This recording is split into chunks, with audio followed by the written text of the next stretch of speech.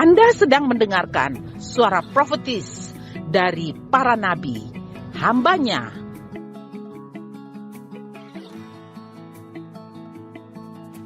Dengarkanlah dan lakukanlah perintah Tuhan melalui para nabi, maka engkau akan berhasil. Selamat mendengarkan. Shalom, silakan duduk. Boleh saya lihat lambaian tangannya, senyumnya, dan bilang sama sebelahnya, saya senang duduk di sebelah kamu. Saya sampaikan salam dari keluarga Pangela dan saya bersyukur sudah 3 tahun saya nggak kesini ya, dan saya bersyukur bisa mengunjungi kalian. Saya harus meninggalkan nanti sebentar selesai khotbah ke tugas yang lain, tapi saya sengaja menyempatkan diri supaya bisa bertemu dengan kalian pada pagi ini jam 7 ya.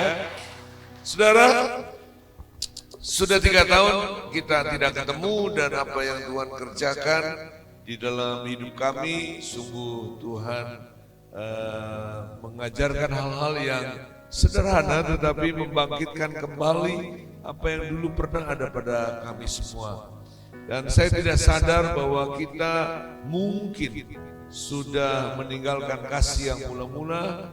Kami ternyata ada hal-hal yang perlu kami pikirkan kembali sebagai definisi-definisinya. Ya, sebagai contoh, sekarang saya mau bertanya dulu kepada saudara. Berapa banyak saudara yang lahir sudah Kristen? Enggak sempat kafir, kalau saya kan sempat kafir. Saya lahir kafir. Anda semua Kristen? Saya salah nanya, mendingan saya tanya, siapa yang lahir kafir? Gak ada ya. Nah, saudaraku yang kekasih, kita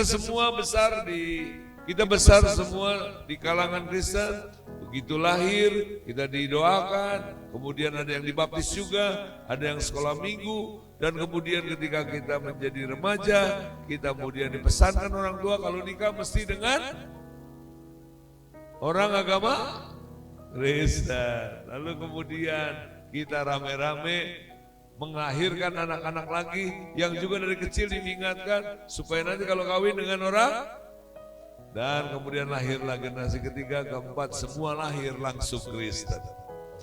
Nah, saudaraku, yang justru jadi masalah adalah pertanyaannya, kapan kita sebenarnya menjadi orang Kristen? Ada yang menerjemahkan ketika saya dibaptis air selam katanya. Ada yang menerjemahkan ketika saya bisa bahasa lidah. Ada yang menerjemahkan ketika saya geter-geter katanya. Nah, hari ini saudaraku, izinkan saya menyampaikan hal-hal yang barangkali dianggap ini sangat mendasar tetapi ternyata sangat serius. Saya ingin bertanya dulu, berapa banyak saudara pernah dengar dosa warisan? Kita pasti sudah dengar. Kasih tahu sebelahmu apa yang Anda pahami. Silakan.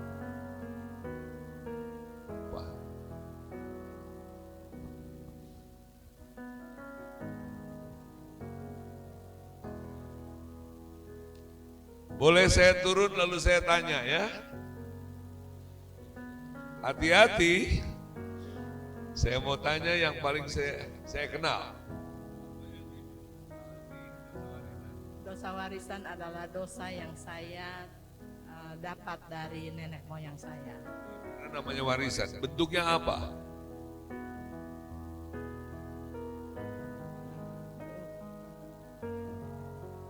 Dia tertawa, kita tanya.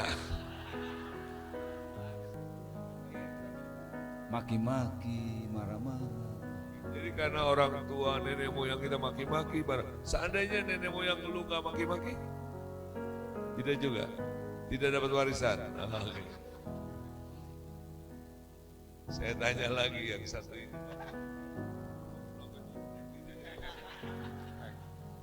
Warisan yaitu orang tua mungkin tidak setia pada pasangan untuk diturunkan anak.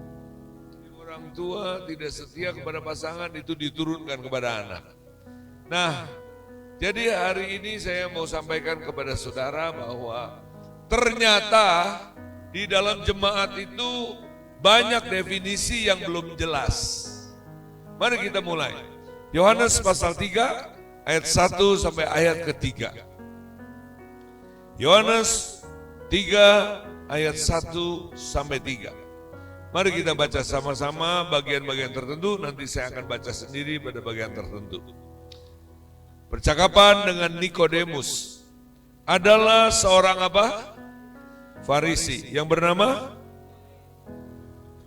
seorang pemimpin.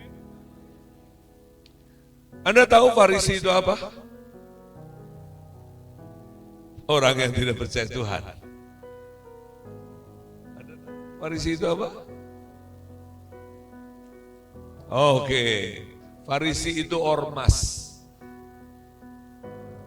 Mirip-mirip FPI, Gerindra, Golkar. Itu ormas. Ya, ormas itu. NGO dan juga mungkin non komersial mestinya. GBI semua ormas. Organisasi yang didirikan oleh masyarakat dengan tujuan tertentu. Tujuan apa? Tujuan mereka mau mendirikan kerajaan Israel. Mereka mau mendirikan kerajaan yang setara dengan Daud dan Sulaiman sebagai raja. Mereka mau membangun kembali kejayaan yang mereka rasa betul-betul membuat semua mata dunia terbelalak melihat kemuliaan kerajaan Israel. Dan mereka menunggu seorang raja yang mereka akan beri gelar Mesias. Raja yang mereka yakin diurapi Tuhan, berhikmat, penuh kemuliaan, dan juga mampu berperang seperti Daud. Nah, tapi mereka juga mau menerapkan syariat Taurat Musa. Mereka mau menerapkan hukum-hukum Taurat Musa supaya kerajaan ini betul-betul mereka sebut kerajaan Allah.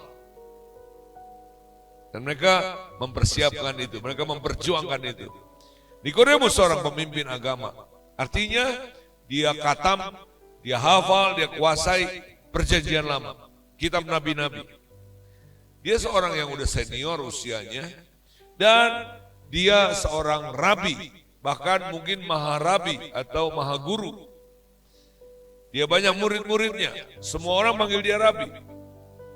Dia lakukan semua Taurat Musa, doa puasa seminggu barangkali beberapa kali, melakukan doa, ya mirip-mirip sholat karena memang melakukan itu dalam bahasa Arabnya namanya sholat, jadi doa menghadap Yerusalem. Sehari bisa 7 kali, itu aturan zaman Daniel. Dan kemudian dia mempersembahkan perpuluhan, dia mempersembahkan korban-korban, semua yang wajib dilakukan dia coba lakukan. Dan mereka mau menerapkan hukum Musa. Jadi kalau orang mencuri hukumannya dipotong. Orang berzina hukumannya dirajam. Jadi ini termasuk kadal gurun ini. Ya, Farisi ini termasuk radikal. Termasuk kalau sekarang kita anggap kadal gurun ini. Kenapa? Gila ya. Hukum agama mau diterapkan ke dalam negara. Nah, saudara, jadi itulah visinya mereka. Setiap pagi mereka bangun dengan visi kerajaan Allah. Tiap malam mereka tidur, mereka mimpi kerajaan Allah. Dan dia bertemu Yesus. Mari kita lihat apa yang dia katakan. Ayat kedua. Ia datang pada waktu malam kepada Yesus dan berkata, baca sama-sama. Rabi, kami bahwa engkau guru yang diutus siapa? Sebab jika jadi seorang maha guru senior ini memberi pujian kepada seorang anak muda yang namanya Yesus. Yesus waktu itu belum siapa-siapa, belum terkenal. Ya mulai dikenal tapi belum terkenal. Dan Yesus belum pernah jadi murid rabi manapun. Bahkan Yesus sebenarnya tidak punya sertifikat sebagai rabi. Dan senior ini memanggil anak muda ini dengan panggilan yang terhormat, rabi. Anda bayangkan, ini apakah jebakan, apakah pura-pura? Apakah betul-betul tulus? Tapi dia berkata dalam arti kata hanya 4 mata. Rabi, saya tahu ajaran-ajaran Rabi. Pasti Anda diutus oleh Allah. Anda seorang guru. Rupanya Nikodemus sudah buka Facebooknya Yesus dan Instagram Yesus. Stalking, caption-captionnya Yesus. Ini ajaran gak kaleng-kaleng ya. Ini ajaran betul-betul bagus sesuai Alkitab gitu ya. Dan dia lihat foto-foto videonya Yesus bikin mujizat ya. Lalu kemudian dia bilang ini mujizat juga asli. Pasti Tuhan yang mengerjakannya.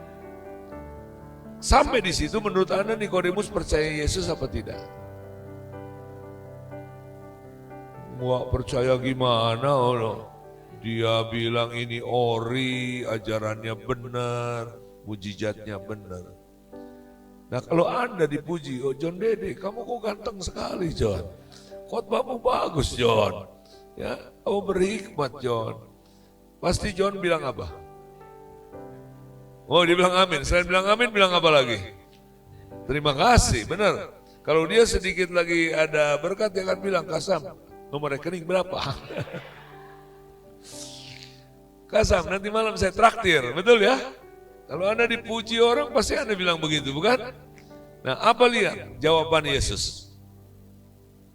Yesus menjawab ayat ketiga, baca sama-sama.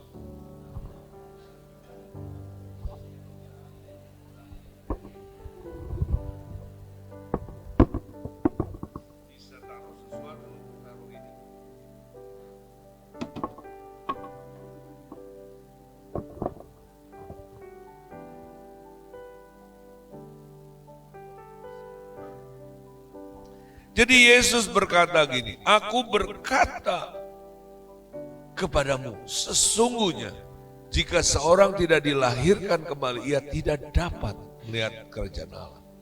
Buat saya jawaban Yesus ini melanggar adat ketimuran. Dia belum bilang terima kasih, dia belum bilang apa-apa. Dan kalimat ini kalau pakai bahasa Indonesia, saya akan terjemahkan, Anda mungkin kaget. Yesus mau bilang gini, bahasa sehari-harinya, serius ya, saya kasih tahu, kalau kamu tidak dilahirkan kembali, kamu tidak bisa lihat kerajaan Allah. Pakai kata serius, sungguh-sungguh, gak basa-basi, gak bercanda, serius. Kamu, saya kasih tahu. Itu bahasa sehari-hari yang praktis. Tapi bahasa Indonesia yang bagusnya tadi memang ada unsur kalimat klasik gitu ya. Aku berkata kepadamu sesungguhnya gitu kan. Nah, tampak lebih sopan kalau bahasa bagusnya. Dan Yesus mau berkata, Nikodemus, saban pagi kamu mimpikan kerajaan Allah, saban malam kamu mimpikan kerajaan Allah, kamu gak akan lihat kerajaan Allah. Kamu udah lakukan ibadah yang paling baik, kamu hafal tuh Alkitab, kamu masuk keluar bait Allah, kamu tidak akan lihat. Jangankan masuk, jangankan hidup dalam kerajaan Allah, kamu tidak akan lihat. Semua impianmu, semua apa yang kau perjuangkan itu akan sia-sia. Kenapa? Karena kamu belum dilahirkan kembali. Nikodemus sudah beragama? Sudah. Agama apa? Agama langsung dari Tuhan. Itu agama Yahudi. Ini baru dari John Pangide ini. Kalian kan pengikut John Dede, John Pangide. Kalau mereka pengikut Musa, Musa langsung dari Tuhan. Saudara, mereka belum lihat melukar menyala. Paling-paling gereja kebakar. Bioskop kebakar. Jadi Nikodemus seorang yang beragama, Tuhan bilang kamu gak cukup menjadi orang beragama.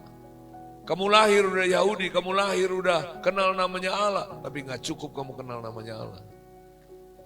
Buktinya apa Nikodemus tidak bisa lihat kerajaan Allah? Di depan Nikodemus berdiri satu pribadi yang namanya raja segala raja, namanya Yesus. Apakah Nikodemus kenal? Yang dia kenal Yesus cuma guru. Dia kenal Yesus sebagai pembuat mujizat. Dia tidak kenal Yesus sebagai Allah. Saudara, jangan Anda pikir kalau Anda lahir namanya sudah Musa, namanya sudah Abraham, 7 turunan sudah Kristen, lalu artinya Anda sudah ada di dalam kerajaan Allah. Kecuali Anda dilahirkan kembali. Pertama, siapa yang melahirkan kita? Roh Kudus. Bukan penumpangan tangan, pendeta, atau rasul, atau siapapun. Kadang-kadang ketika dia menumpangkan tangan, seorang itu mengalami lahir baru. Tapi bukan berarti setiap orang yang saya tumpang tangan, pasti lahir baru. Enggak. Kapan seorang lahir baru? Dia bisa saat dia berdoa di rumah, atau dia lagi setir mobil, atau dia lagi mendengar lagu. Tuhan melakukannya dengan ribuan jutaan cara. Dan Anda perlu ingat bahwa Alkitab berkata barang siapa yang lahir dari daging adalah daging. Apa yang lahir dari roh adalah roh. Nah, hari ini saya ingin memberikan gambaran singkat supaya Anda tahu bahwa kenapa kita harus dilahirkan baru. Silakan slide nomor 2. Ada gambarnya? Slide warna apa? Kuning. Ah, itu dia. Hitam. Kenapa kita semua harus lahir baru? Karena kita lahir ke dunia dalam keadaan mati. Apa artinya mati? Artinya terpisah. Ucapkan sama-sama. Terpisah. Terpisah dari siapa? Allah. Jadi yang disebut mati bukan Anda diem gini. Enggak. Anda lahir bisa ketawa, bisa sekolah, bisa nikah, bisa punya anak, bisa berdagang, tapi Anda lahir dalam kematian. Kata kematian di sini adalah terpisah. Ucapkan sama-sama. Mungkin Anda perlu tanya, kapan saya memisahkan diri dari Allah? Saya dan saudara tidak memisahkan diri dari Allah. Adam yang memisahkan diri. Adam yang meninggalkan Allah. Kita lahir sudah terpisah. Itu yang disebut semua manusia lahir dalam dosa. Kata dosa itu bukan perbuatan. Bukan perbuatan, tapi kondisi keterpisahan. Dosa ada 2 arti. Satu perbuatan, satu artinya keterpisahan dari Allah. Semua manusia telah kehilangan kemuliaan. Itu artinya apa? Kita terpisah. Semua manusia telah jatuh dalam dosa. Itu artinya manusia telah terpisah. Siapa yang memisahkan diri? Sebutkan. Siapa keturunan Adam? Katakan saya. Siapa keturunan Hanoman? Nggak ada. Nah, keturunan Hanoman nggak termasuk. Kalau saudara keturunan Adam, mau tidak mau begitu lahir, Anda kondisinya seperti tadi. Sudah terpisah. Tolong ditayangkan terus di situ, ya, saya akan bisa kelihatan langsung. Jadi manusia yang lahir dalam keadaan terpisah ini, dia mendapatkan atau mengalami paling sedikit 4 hal. Yang pertama apa tadi? Baca silakan. Dia tidak mengenal penciptanya. Walaupun di sekolah minggu kan, walaupun di remaja diikutkan di gereja, walaupun dikhotbahin, dia tetap nggak kenal. Dia tahu, tapi nggak kenal. Nggak pernah ketemu dan nggak pernah bisa paham. Tapi karena tiap hari di brainwash, lama-lama dia, kalau ditanya, siapa Tuhan Yesus? Juru selamat. Ngapain dia mati di kayu salib? Kata Bapakku, penebusan. Dia bangkit gak? Oh, dia bangkit. Kata siapa? Kata Bapakku. Kata pendetaku. Kamu percaya? Ya, percaya. Karena dari kecil sekolah minggu sampai umur 12, kalau ditanya kamu percaya? Ya pasti percayalah. Kalau enggak dikasih uang jajan kan. Kalau ditanya kamu percaya kepada nabi ini? Ah, enggak. Kamu percaya kepada dewa ini? Ah, enggak. Dewa Zeus? Enggak. Kenapa? Aku enggak kenal. Maksudnya enggak kenal, enggak pernah dengar. Jadi kalau ada orang dari kecil Kristen di provinsi mayoritas Kristen, satu hari udah gede, dia nikah dengan orang agama tertentu, dia pindah agama. Sebenarnya dia bukan pindah agama, Pak. Dia belum pernah Kristen. KTP-nya didaftarkan sama bapak kita KTP-nya Kristen. Dan saudara, di ruangan ini saya menganggap sebagian Anda belum lahir baru. Dari mana Anda akan tahu? Pertama, apakah Anda betul-betul sudah mengenal penciptamu? Dan apakah Anda rindu untuk lebih kenal? Yang kedua, Anda tidak mengenal dirimu. Anda tidak mengenal identitas diri. Anda tidak kenal tujuan hidupmu. Dan Anda tidak tahu kemana Anda pergi kalau udah mati. Anda tidak tahu di mana rumahmu. Dan orang yang belum lahir baru biasanya takut mati. Saya biasanya kalau naik pesawat goyang itu paling kesempatan lihat kanan, lihat kiri. Lalu ketemu darah Yesus, darah Yesus. Nah ini orang Kristen belum lahir baru. Dia bisa pakai darah Yesus. Kenapa? Karena dia takut. Takut mati. Loh kalau kasar gimana? Kalau goyang, saya cuma senyum. Saya cuma bilang, Tuhan jatuhkah ini? Kalau jatuh, kalau boleh tolong jangan terlalu rusak.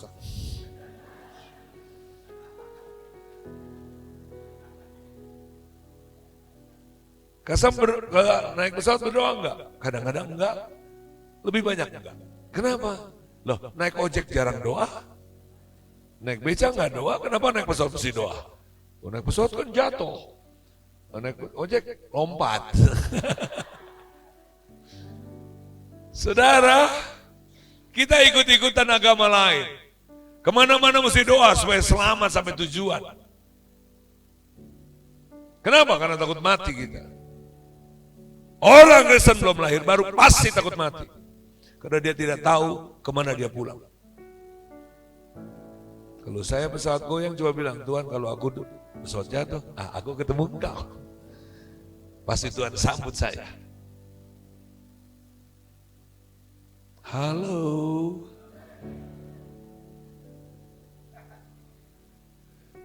Lihat ke sini saudaraku.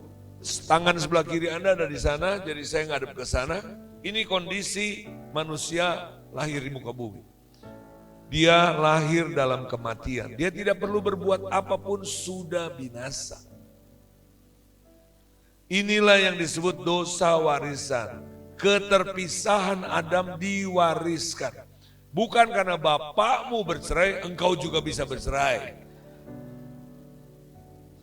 Bukan karena bapakmu menipu, engkau juga akan menipu. Bukan. Tapi yang disebut diwariskan itu keterpisahan. Ucapkan sama-sama, dosa warisan adalah kondisi keterpisahan yang diwariskan. Senang atau tidak senang? Pilih atau tidak memilih, Anda langsung diwariskan keterpisahan. Jelas? Kalau bapakmu, kakekmu semua rote, nenekmu rote, kau nikah sama wanita yang semuanya di atasnya rote, anaknya pasti yang lain kenapa mikir? Anakmu pasti nggak usah dipikir lah. Mana mungkin Cina?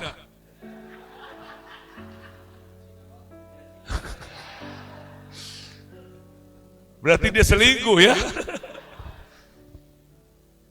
Papa saya, kakek saya semua Chinese, di sini Kak Ani semua Chinese, anak saya pasti udah nggak usah dipikir. Nah Adam terpisah, Hawa terpisah, kita lahirkan terpisah. Jadi dengar baik-baik saudaraku, semua bayi yang lahir, dia lahir dalam kebinasaan. Daud berkata, aku ada dikandung dalam kematian. Aku dikandung dalam kebinasaan. Itu sebabnya hari ini saya mau koreksi saudaraku. Seringkali kekristenan itu salah. Ikut-ikutan agama non Alkitab. Saya sering berkhotbah, kalau kamu bertobat, hari ini kamu terima hidup kekal. Kalau kamu nggak bertobat, nanti kamu mati, kamu binasa. Sebab kamu sedang menuju kebinasaan. Saya salah saudaraku. Wong mati, lahir aja udah binasa kok. Ajaran yang non Alkitab, hidup ini kertas kosong. Kamu jalani, nanti di ujung sini ada pengadilan. Ditentukan masuk surga, masuk neraka. Ini ajaran non Alkitab saudaraku. Masuk ke gereja. Dan tanpa sadar saya juga mengkhotbahkan. Saya mau kasih tahu saudaraku. Saudara nggak perlu mati, saudara sudah binasa. Karena sudah lahir dalam keterpisahan. Anda lahir dan dengan bersama saya lahir dalam kebinasaan. Kapan kita dihukum? Nggak usah tunggu mati, sekarang kita sudah mati. Sekarang kita sedang dihukum. Kapan saya masuk neraka? Ini neraka saya. Kalau saya belum lahir baru. Tapi nerakanya pakai AC. Tapi kita seringkali digambarkan neraka itu pasti panas. Alkitab juga bilang begitu. Itu kondisi mau menggambarkan kalau saya tidak mengenal Allah, inilah neraka. Yang lebih mengerikan daripada sekedar dibakar api. Amin. Dan kapan saya menjadi Kristen? Saat saya lahir baru. Siapa yang melahirkan saya? Roh Kudus. Tapi seringkali kita berkata, "Hai, berputarlah arahmu." Orang mati bisa putar? Nggak bisa. Orang mati tidak tahu kalau dia mati. Ucapkan sama-sama. Orang mati tidak tahu kalau dia bawa bangkai. Setuju? Orang mati tidak tahu Tuhannya, dia tidak tahu. Dia tidak tahu dirinya. Sampai kehidupan baru datang ke dalam dirinya. Tuhan melahirkan kita. Apa yang terjadi? Kita baca Yehezkiel 36 ayat 26 dan 27. Kita baca sama-sama. Tolong ayatnya ditampilkan. Yehezkiel 36 ayat 26 dan 27. Bisa dibaca?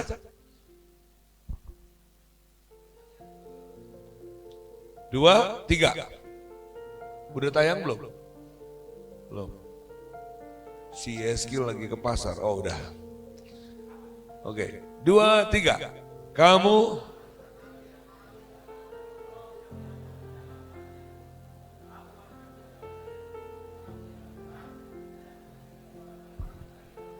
Oke, jangan diganti dulu layarnya. Lihat ke sini. Yehezkiel menubuatkan sesuatu yang akan dilakukan di perjanjian baru. Dia menubuatkan, dia berkata, Tuhan bersabda, Tuhan akan memberi hati yang baru. Nah kalau Alkitab perjanjian lama, perjanjian baru disebut hati itu lebih dekat pengertiannya dengan roh. Tuhan akan memberi hati, yaitu apa? Roh yang baru. Ucapkan sama-sama, roh yang baru. Yang apa? Yang punya sifat lembut dan mudah taat. Roh yang lama, roh yang keras, roh yang bandel, roh yang gak bisa taat. Dan Tuhan akan beri roh yang, kalau mobil mah dikasih mesin yang baru. Ya, lanjut ayat berikutnya. Baca sama-sama, 2, 3.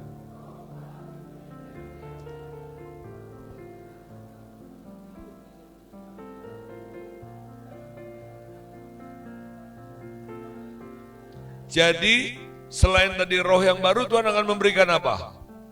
Roh Tuhan. Tadi ada roh yang baru, dan Tuhan berkata dia memberikan rohku atau roh kudus. Jadi ada dua hal yang kita terima saat kita lahir baru. Kapan Anda menerima roh kudus? Saat Anda lahir baru. Bukan saat Anda basah lidah. Bukan saat Anda dibaptis. Bukan saat Anda berkata saya mengalami ini dan itu. Enggak. Saat Anda dilahirkan baru. Saat itu Anda menerima dua hal. roh yang baru dan Roh Kudus. Kembali ke slide yang ketiga. Saudaraku yang kekasih, lihat ke depan. Ini saya yang belum lahir baru. Ini saudara yang belum lahir baru. Anda ke sekolah minggu, Anda ke gereja, Anda tetap binasa. Ciri-cirinya orang yang belum lahir baru apa? Ke gereja itu rada-rada males. Baca Alkitab itu nggak asik. Doa itu membosankan. Kenapa? Karena nggak nyambung. Bilang sama sebelahmu, nggak nyambung. Anda pasti pernah ngalami gini, doa kayak ngomong sendiri. Karena diajarkan secara budaya dari kecil doa sebelum makan, doa sebelum tidur. Ya pokoknya ngomong aja, Tuhan selamat malam, saya mau tidur ya, amin.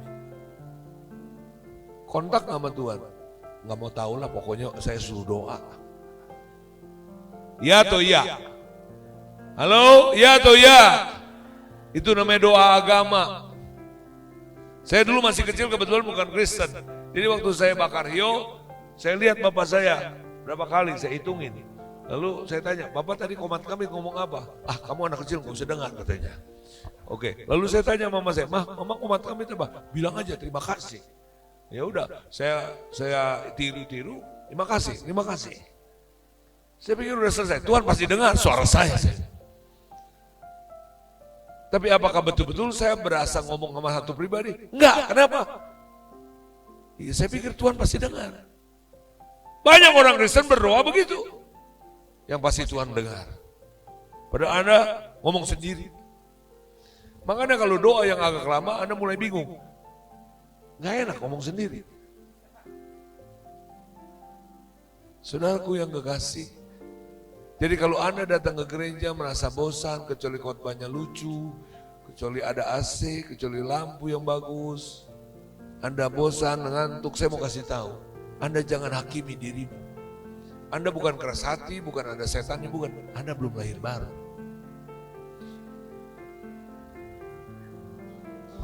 Jadi kalau ada gereja jemaatnya yang belum rajin berdoa, pendeta nggak usah suruh-suruh jemaat berdoa. Nggak usah suruh-suruh jemaat baca Alkitab, nggak ada gunanya. Kenapa? Belum lahir baru. Disuruh nginjil, nggak bisa. Kenapa? Karena belum lahir baru. Karena orang yang begitu dia lahir baru, dia langsung rindu. Kasih slide yang tadi nomor 3. Dia menerima roh yang baru dan dia menerima Roh Kudus, tapi tubuhnya masih dalam tubuh yang lama. Dia mulai mengenal penciptanya, dia mulai ingin mengenal dirinya, dia ingin mengenal Tuhan lebih banyak, dia ingin tahu tujuan hidupnya, dan dia mulai menginjil. Dan kalau dia mati, dia mulai belajar bahwa nggak usah takut mati. Memang begitu lahir baru dia masih bayi rohani, tapi dia haus akan susu. Tanggal 23 Februari tahun 80. Di kampus saya, jam 10 mungkin, atau jam 9 saya lupa, saya menghina seorang saudari saya, mahasiswi yang baca Alkitab. Sering di kampus dia baca Alkitab. Saya bilang, lu baca Alkitab mah di rumah, di gereja, ngapain di kampus? Sok rohani lu, saya hina dia. Lalu dia nengok dengan senyum dan mata tajam menatap saya. Samiton, Jesus love you. Dan tiba-tiba seperti ada uap dingin atau apa, saya belum tahu waktu itu, membuat saya seperti tiba-tiba beku. Lalu dia bilang, selesai kuliah, nanti kita persekutuan doa, kamu ikut ya. Saya bilang, iya. Baru saya hina dia.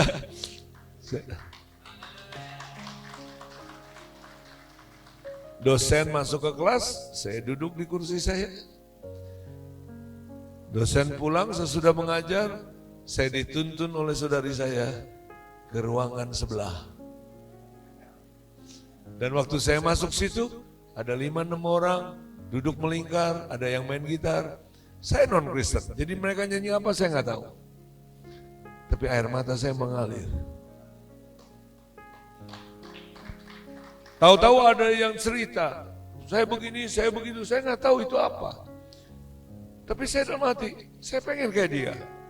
Dia cerita tentang Tuhan Yesus. Saya sekarang baru tahu itu namanya bersaksi. Dulu saya nggak tahu dia ngapain. Tapi saya dalam hati, gue mau kayak gitu, gue mau kayak gitu. Air mata saya mengalir. Ada 2 orang atau 3 orang saya lupa. Tahu-tahu ada 1 orang berdiri, dia pidato, semangat. Sekarang saya tahu dia khotbah kayak saya sekarang. Dia pidato. Saya tidak tahu apa yang dia katakan, saya bukan Kristen. Tapi ada beberapa kata-kata masuk. Marilah datang padaku yang letih, lesu, berbeban berat. Tahukah engkau bahwa engkau dalam bait Allah, sebab roh Tuhan ada dalam dirimu. Nah, ini kata-kata buas masuk, wah kayak air terjun. Air mata saya terus ngalir. Yang tadi yang pidato tanya, siapa yang mau dicintai dan diampuni oleh Tuhan? Angkat tangan. Saya tiba-tiba angkat tangan. Dan saya nggak tahu kenapa kepala saya digini-giniin. Saya belum pernah lihat orang kepalanya digitu-gitu. Tapi saya biarkan aja. Air mata, ingus semua tumpah. Sapu tangan saya udah basah. Ngomong-ngomong kalian masih pernah lihat benda yang namanya sapu tangan? Enggak, tisu belum ada di zaman itu, tahun 80. Pasti Elvis belum pernah lihat sapu tangan. Yang lu lihat kanebo. Saudara, saya pulang dari kampus itu jam 2-an gitu ya, panas ke terminal Grogol. Ini rasanya kebun bunga, senyum-senyum. Rasanya dingin, sejuk. Naik ke bis, zaman dulu Jakarta bis itu Anda tahulah ya, nggak pakai AC kayak apa. Kaki keinjak, Jesus love you. Kayak orang rada mabok saya. Sampai pulang ke rumah, jalan kaki lagi setengah jam, sejuk. Sampai rumah cari Alkitab, nggak ada. Baru ingat ada Alkitab biru. Gideon saya cari, saya buka, nggak tahu bacaannya, buka aja, baca. Ngerti? Enggak, baca aja. Tapi seperti serasa kenyang. Sejak itu saya baca Alkitab jam-jaman. Dari mulai tidak mengerti kitab mana, pasal mana, ayat mana, tahu saya. Tapi saya asal buka aja, makan. Pengen berdoa tapi nggak tahu mau ngomong apa, jadi berlutut. Udah rasa dekat dengan Tuhan. Siapa yang pernah lahir baru, yang ngalami seperti saya? Rada gila kan lu? Siapa yang suruh Anda doa? Nggak ada. Siapa yang suruh Anda baca Alkitab? Nggak ada. 2 hari kemudian saya mulai bersaksi sama teman-teman. Siapa yang nyuruh saya? Nggak ada. Saya mau kasih tahu, itu cirinya orang lahir baru. Apakah semua perbuatan saya, kebiasaan dosa saya beres? Enggak. Karena itu ada dalam tubuh yang lama. Mungkin nanti kalau ada seminar atau penjelasan lain saya akan jelaskan. Kalau enggak ada nanti saya kirim video, nanti penatua kalian yang akan mengkhotbahkan. Nah, saudaraku, saya menyadari ke gereja, sekarang gereja tidak jelas definisinya. Dosa warisan kalau saya tadi tanya, mungkin separuh dari kalian definisinya mirip-mirip. Karena bapak saya punya utang, kakek saya punya utang, jadi saya ketiban utang paling banyak. Bapak saya penyembah berhala, jadi saya kena kutukannya. Itu bukan dosa warisan yang dimaksud. Itu kebiasaan yang diwariskan. Itu perbuatan jelek yang diwariskan. Tapi yang kita sebut dosa warisan secara teologi adalah kondisi bilang ke sebelahmu, dosa warisan adalah kondisi keterpisahan. Berbuat dosa atau enggak berbuat dosa, engkau sudah terpisah. Ada yang bilang amin? Yang ngerti katakan yes. Dan untuk kita dipulihkan kembali, itu Yesus perlu mati. Jadi kita merayakan Paskah, Yesus mati bukan cuma buat perbuatanmu, tapi Yesus mati untuk mendamaikan kita yang terpisah dengan Allah. Ini berita kabar baik buat kita. Bahwa sudah tersobek tirai yang memisahkan. Sudah tersedia jalan, akulah jalan hidup dan kebenaran. Sudah ada tempat di rumah Bapa. Kapan saat saya lahir baru. Kapan saya tinggal di rumah Bapa? Jangan tunggu mati. Saat engkau lahir baru, engkau sudah kembali ke rumah Bapa. Makanya engkau lahir baru, engkau enggak akan bosan dengan firman Allah.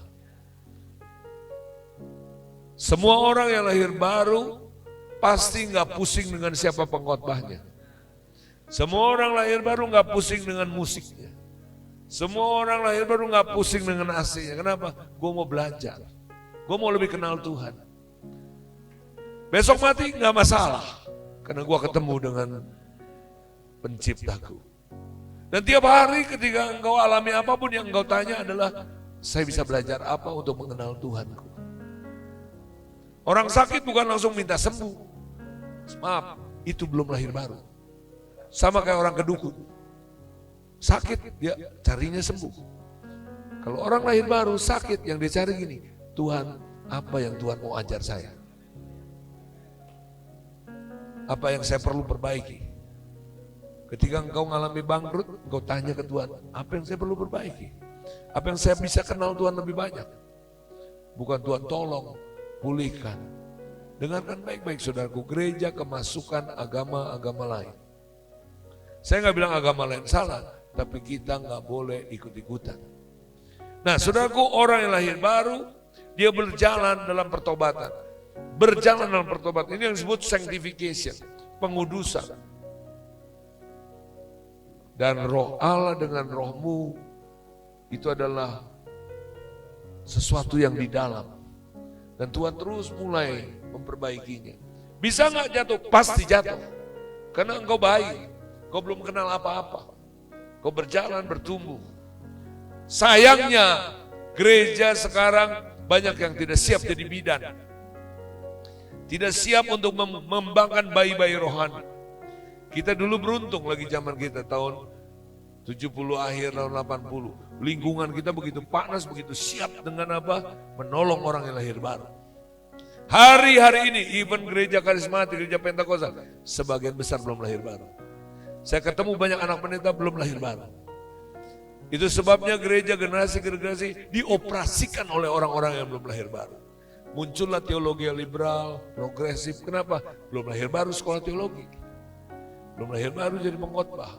Belum lahir baru pimpin pujian. Belum lahir baru jadi majelis. Lama-lama gereja itu semuanya belum lahir baru. Anda jangan pikir gereja-gereja tradisional dulu mereka nggak lahir baru. Jangan pikir. Itu misioneri datang. Mereka bekerja luar biasa sampai lahir baru. Tapi turun-temurun 3-4 generasi gereja mulai kehilangan. Ada berkata amin. Sekali lagi, kalau saudara belum lahir baru, jangan malu. Saya akan tantang untuk saudara nanti mengaku, Tuhan mungkin aku belum. Jangan malu, mungkin Anda sudah khotbah, mungkin Anda sudah jadi majelis, Anda mungkin sudah jadi pengurus, jangan malu. Anda pernah pimpin pujian, jangan malu. Karena Anda besarnya di gereja, ya. Tapi ini lahir baru itu urusan Anda dengan Roh Kudus. Nah, saudaraku, ketika Anda lahir baru, inilah perjalanan kekristenan.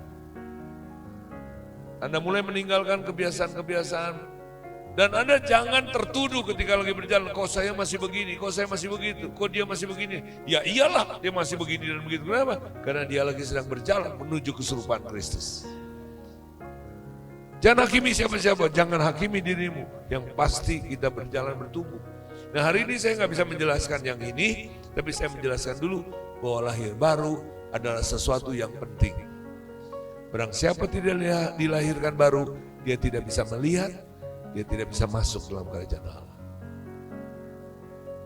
Dan dia tidak mengerti apa yang rajanya katakan. Saudara yang percaya katakan amin. Coba tangan kirimu keluarkan semua begini, ngadep ke bawah. Tangan kiri ke bawah. Ucapkan bersama saya lahir sebagai manusia yang terpisah. Karena saya keturunan Adam. Saya lahir dalam kebinasaan. Saya lahir sudah dalam hukuman. Saya lahir tidak mengenal Allah, tidak mengenal diri saya, tidak tahu tujuan hidup saya, tidak tahu rumah saya. Sampai suatu hari saya dilahirkan kembali. Balikin tangan. Saat saya lahir baru, Roh Kudus yang melahirkan saya. Saya menerima roh yang baru, hati yang baru, hati yang lembut, hati yang penurut, hati yang bisa dipimpin Tuhan. Dan saya menerima tangan kanan, saya menerima Roh Kudus sebagai meterai bahwa saya milik Allah untuk selama-lamanya. Dan roh saya bersama Roh Kudus tidak pernah terpisah lagi untuk selama-lamanya. Amin. Suratan Yohanes berkata, barang siapa yang sudah ada dalam terang, dia tidak mungkin berdosa lagi. Kata berdosa di sini bukan tidak mungkin marah-marah, tidak mungkin jatuh dalam perbuatan-perbuatan, tapi dikatakan tidak mungkin terpisah lagi. Karena engkau sekarang sudah dibayar tunai. Berapa banyak yang pernah lahir baru? Coba tolong angkat tangan. Saya mau berdoa supaya engkau kobarkan kembali kasih yang mula-mula. Siapkan dirimu jadi bidan-bidan. Beritakan kembali kepada orang-orang, khususnya kota mayoritas Kristen ini. Kamu KTP Kristen, kapan kamu lahir baru? Kalau dia belum ngerti, jelaskan. Jelaskan dengan cara yang sederhana yang saya tadi jelaskan. Supaya mereka punya definisi yang jelas. Ini bukan urusan agama, ini bukan urusan sinode, denominasi. Gak pusing kamu dibaptis apa, kita gak pusing. Kita gak pusing dia masuk gereja apa, kita gak pusing. Jangan pusing dia bahasa lidah apa enggak. Tapi kita tanya, kamu sudah lahir baru atau belum? Belum, lalu gimana? Nah, kalau kamu belum, kamu ngerti dulu cara, apa yang terjadi. Dan kalau orang ini, kalau gitu saya mau. Dengar baik-baik, kalau kamu mau pun saya belum tentu bisa kasih. Kenapa? Karena bukan punya saya. Jadi mesti gimana? Kamu bisa minta kepada Tuhan. Dan ketika seseorang tiba-tiba ingin dan rindu dan dia minta, itu artinya Roh Kudus mulai kerja. Tapi ada orang yang duduk, si Samiton ngomong apa sih? Gak masuk akal? Tenang. Orang itu bukan keras kepala, dia belum digarap oleh Roh Kudus. Dia belum digarap, biarkan aja. Banyak orang yang istrinya rajin ke gereja tapi suaminya enggak. Jangan ditenggingin. Jangan terlalu banyak dikhotbahin, jangan. Dia belum lahir baru. Lalu bagaimana caranya supaya dia lahir baru? Anda berdoa, bukan berdoa minta Tuhan lahirkan, bukan. Tuhan gak usah disuruh-suruh. Yang Anda berdoa, Tuhan siapkan saya jadi bidan. Siapkan saya untuk menjadi sarana Tuhan bekerja. Amin. Mari tunduk kepala. Berapa banyak saudara yang sudah lahir baru, taruh tanganmu di atas dadamu, bangkit berdiri bersama saya. Ikuti saya berdoa. Bapa, terima kasih. Yesus telah mendamaikan aku, supaya saya bisa mengenal Engkau Bapa. Terima kasih. Saya boleh menerima roh yang baru. Saya menerima Roh Kudus. Saya boleh mengalami satu hal yang baru. Hidup baru. Dan saya boleh mengenal Engkau, mengenal diri saya, mengenal tujuan hidup saya, dan tahu di mana rumah saya. Kobarkan kembali Tuhan. Saya mau kembali seperti kasih yang mula-mula. Tolong saya Tuhan. Ampuni saya kalau saya sudah hambar. Saya mau seperti dulu Tuhan. Terima kasih. Sekarang saya mau tanya, berapa banyak saudara yang ragu? Berapa banyak saudara yang rasa mungkin saya kayaknya belum deh. Jangan malu, tetap taruh tanganmu di atas dada. Siapa yang merasa belum dilahirkan kembali, taruh tanganmu di atas dadamu. Dan kalau engkau lihat di sebelah kanan, sebelah kiri ada saudaramu yang seperti itu, Anda boleh hampiri, rangkul dan doakan. Semua yang belum yakin bahwa engkau sudah lahir baru, atau engkau ragu, atau engkau sadar bahwa engkau belum lahir baru, ikuti saya berdoa. Bapa, keras-keras, Bapa, kasihani aku. Aku lahir terpisah.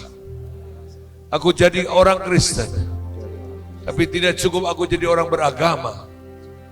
Aku butuh Engkau. Kasihani aku Tuhan. Aku tidak mau hidup tanpa Tuhan. Aku mau mengenal Engkau. Aku lelah. Aku berbeban berat. Aku kesepian Tuhan. Aku mohon Tuhan. Tuhan bersedia untuk menerima aku dan memberikan Roh Kudus. Terima kasih. Terima kasih. Kasihani aku Tuhan. Aku mau hidup baru. Kiranya Tuhan mendengar doaku. Yang percaya katakan amin. Saya serahkan kembali.